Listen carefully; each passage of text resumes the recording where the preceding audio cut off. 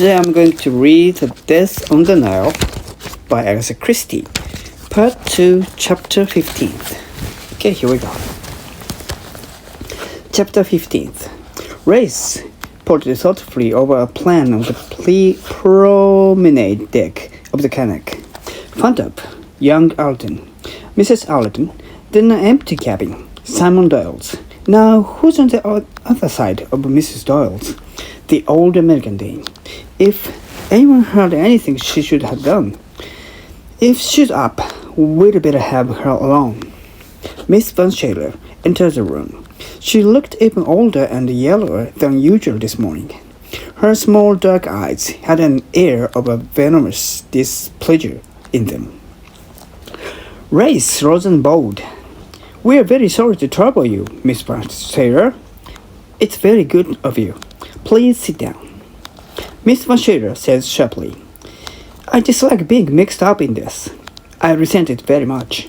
I do not wish to be associated in any way with this very unpleasant affair." Quite. I was just saying to Monsieur Porter that the sooner we took your statement, the better, and then you had no further trouble. Miss Van Shayler looked at Porter with something approaching favor. "I'm glad you both realize my feelings.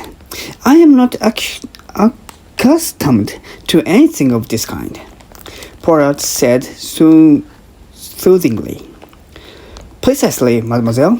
This is why we wish to free you from unpleasant as quickly as possible. Now, you went to bed last night. At what time?" 10 o'clock in my usual time. "Last night, I was rather later, as Cornelia Robson, very considerably, kept me waiting." "Très bien, mademoiselle. Now, what did you hear after you had retired?" Miss Van Shayler said. "I sleep very lightly."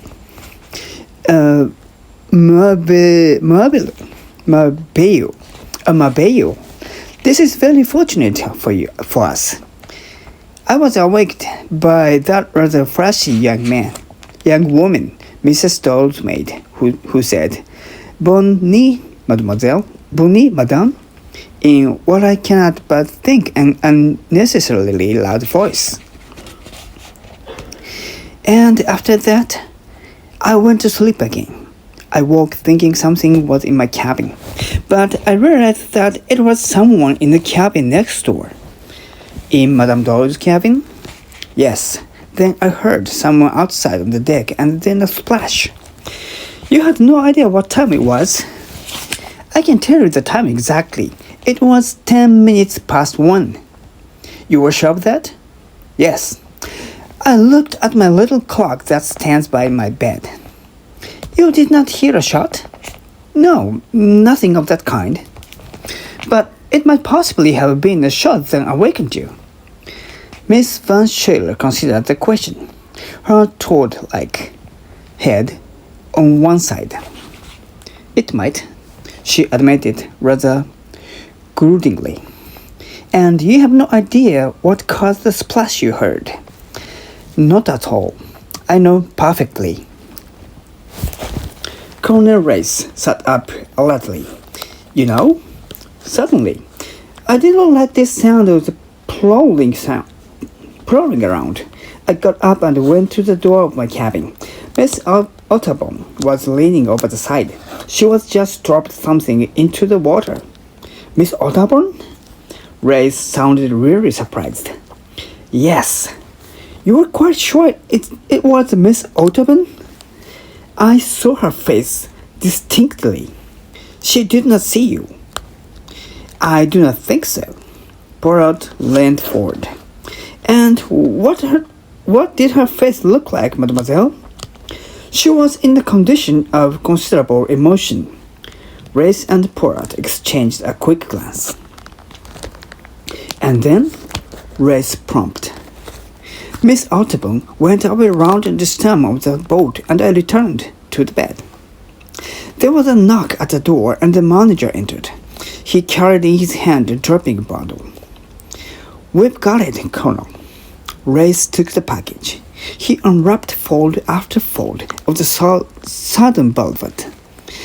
Out of it fell the coarse handkerchief, faintly stained with pink, wrapped round a small pearl-handled pistol. Race gave Poirot a glance of a slightly malicious triumph. "You see," he said, "my idea was right. It was thrown overboard." He held the pistol out of the palm of his hand. "What do you say, Monsieur Poirot? Is this the pistol you saw at the Cataract Hotel that night?" Poirot examined it carefully. Then he said quietly, "Yes, that is it. There is ornamental work on it, and its initials, J.B. It is an article de deux, a very feminine product, but it is nonetheless a leather weapon." Point 22, murmured Race. He took out the clip. 2 bullets fired. Yes, there doesn't seem much doubt about it. Miss Banchero coughed significantly. "And what about my stole?" she demanded. "Your stole, mademoiselle?" "Yes, that is my velvet stole you have there." Race picked up the dropping fold of the material. "This is yours, Miss Banchero?" "Suddenly it's mine," the old lady snapped. "I missed it last night. I was asking everyone if they'd seen it." Poirot questioned Race with a glance, and later gave a slight nod of assent. "Where did you see it last, Miss Banchero?" "I had it in the saloon yesterday evening. When I came to go to bed, I could not find it anywhere." Race said quickly, "You realize what it's being used for?" He spread it out, indicating with a finger the scotching and several small holes. "Oh." The murderer wrapped it around the pistol to deaden the noise of the shot. Impertinence, snapped Miss Banchero. The color rose in his wizened cheeks. Race said, "I shall be glad, Miss Banchero, if you will tell me the extent of your previous acquaintance with Mrs. Doyle." "There was no previous acquaintance, but you knew of her." "I knew who she was, of course, but your family was not acquainted." "As a family, we have always prided ourselves on being exclusive, Colonel Race. My dear mother would never have dreamed of calling upon any of her family, who, outside the health, were nobodies." "That is all you have to say, Miss Banchero. I have nothing to add to what I have told you. Lynette Ritchie was brought up in England, and I never saw her till I came aboard this boat." She rose. Poirot opened the door and she marched out. The eye of the 2 men met. "That's her story," said Race, "and she's going to stick to it. It may be true, I don't know, but Rosalie Audubon? I hadn't expected that." Poirot shook his head in a perplexed manner. Then he brought down his hand on the table with a sudden bang. "But it does not make sense," he cried. "Non de mon du nom. It does not make sense." Race looked at him.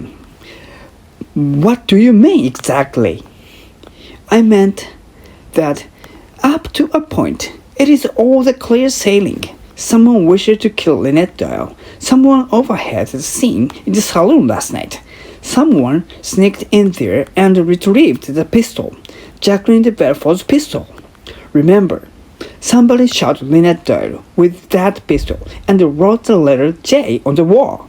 All so clear, is it not? All pointing to Jacqueline de Belfort as the murderess.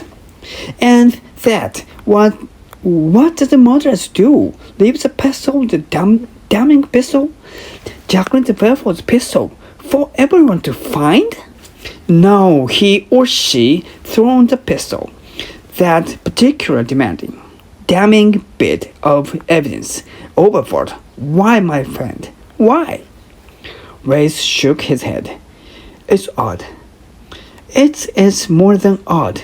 It is impossible. Not impossible, since it happened. I do not mean that. I mean the sequence of evidence is impossible. Something is wrong. Okay, this is the end of the chapter 15, and this is really dramatic chapter, right? And because okay, first of all, I have to calculate the pages first, and it's from the 213th to 218th. 1, 2, 3, 4, 5, 6 pages. And yes, this is very dramatic because first Miss Banshela coming in, and he talked about something that she heard something. Dropping sound, splash. Yes, she heard the splash, but she didn't hear the pistol shot. But after that, she rethink it, and yes, she said she might heard that. After that, one man came in, and he said he found the pistol, and it was wrapped with the handkerchief of this lady, Banshera. Yes, yeah, that was really. Oh yes, and because Banshera said that she was looking for the handkerchief all the day, all the time in the cabin, the observation salon, where Simon Doyle was shot. Yeah, I remember that thing. I didn't care about that time, but I remember that. And now that handkerchief was found, and that was wrapped, and that pistol was wrapped in that handkerchief. And the Poirot said it is to soften the sound of the pistol. So that's why only few people heard that sound. Yes, that makes sense right now. Yes, and this is odd because it was using the Banshera's handkerchief, and I have no doubt she didn't shot Lynette. Of course not. Yeah, I think she's not the kind of that person. There must be someone else. So that someone took the handkerchief and also the pistol after Jacqueline shot that Simon. So someone is fool. That is the question. Yes. So there's really thrilling. Yeah. So the last part is saying this is impossible, but Ray said it happened, so it's possible. But it's not like a happening or not happening thing. This is a sequence of event. It's impossible. So something is wrong. This means murderers maybe planned the murder beforehand, and he or she did it. But after that, something happened. This is just out of the plan of him or her. That was happened. So something's going to the wrong way. Something is going to out of the plan, I guess. So he has to throwing out the pistol or hide someone where no one can find it. The pistol is a great evidence. This is going to be searched, and they can find the murderer by the pistol. They have to be afraid that. So a pistol has to be going somewhere, disappear, like throwing to the boat, like we guessed beforehand. But now it's a pistol that happened, found it. This is odd. Yes, I understand that. So really, this is a very thrilling chapter. This only have 6 pages, but this is dramatic. Yeah, that was a good chapter. Okay, thank you. And I want to finish my reading right here. And thank you for listening always. And I always have someone to listen, and I'm really happy to see the numbers. Thank you, and please come the next time too. Thank you. Have a great day. Bye-bye.